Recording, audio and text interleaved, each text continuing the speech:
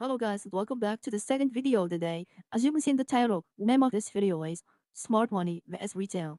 Who's really controlling the market? Today we're going to talk about a very important topic. And yes, by the way, thank you guys so much for your support.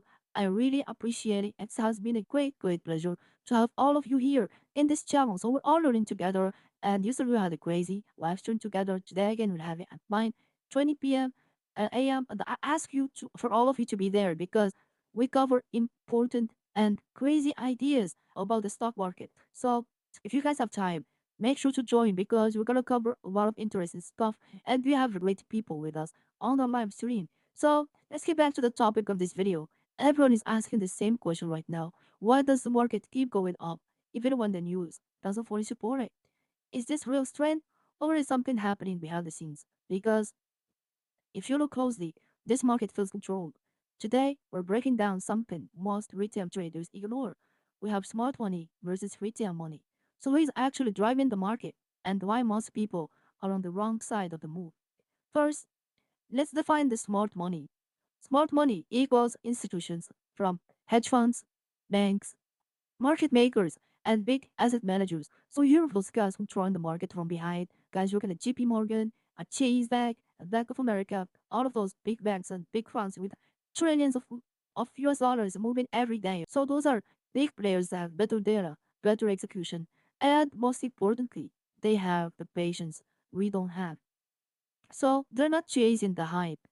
They position early and get retail come later. So what is his some great position to enter? Those guys have already seen the pattern before and they have already executed their orders. Then we join in later. So retail traders usually buy after big moves, follow news headlines, and chases trends like AI, Tesla, Nvidia, and Microsoft. And this is where things get dangerous because by the time retail feels safe already buying, smart money is often already taking profits. So when you see that, oh, that's a good pattern. Well, they have already got their profit from that operation or from that trade you wanted to make. So the pattern was already dead for them. So if you look at what's happening right now, we have AI stocks exploding. As you can see, Nvidia is exploding. Sorry, Apple, Amazon, Tesla, and also Microsoft. So all the companies with AI reliance are having their AI boom right now in these days, in today's market conditions. We also have tech holding strong despite high rates. So even though the tech companies should be going on lower levels. We can see them still fighting in today's market conditions, especially with high rates. So the interest rate is still 3.75. We also have seen oil prices going up. The tech stocks are still trying to perform and they're consolidating and holding strong despite all of these conditions. And volatility is still relatively low. So on the surface, everything looks bullish, but underneath, the liquidity is tight, the breadth is weak, and only a few stocks are carrying the market. And that's not a healthy rally. That's a controlled rally. So smart money typically follows a pattern. First of all, accumulation. They buy quietly when nobody cares. Then markup or price start rising, the retailers begin noticing. And distribution. Retail gets excited and institutions start selling to the retailers. And then market drops, boom, the retail gets trapped. So the real question is, where are we right now in that cycle? There are warning signs though. Everyone is suddenly bullish. Stocks are easy to trade.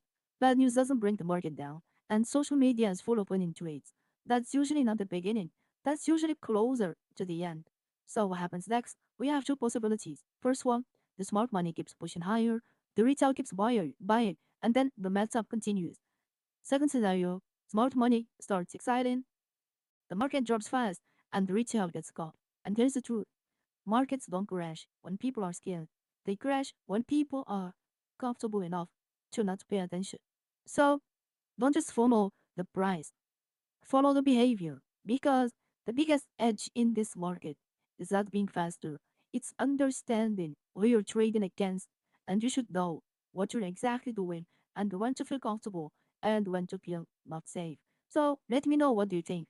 Are we early or already too late? So thank you guys for watching this video. I hope you had so much information from this short video today. And I'll see you in the next video. So thank you. And by the way, I will be live at 9:20 p.m. So if you guys have time, please make sure to join. We cover interesting data, and also we cover a lot of information that's gonna help you while trading. So welcome to our live stream. I hope I'll see you guys there. Thank you.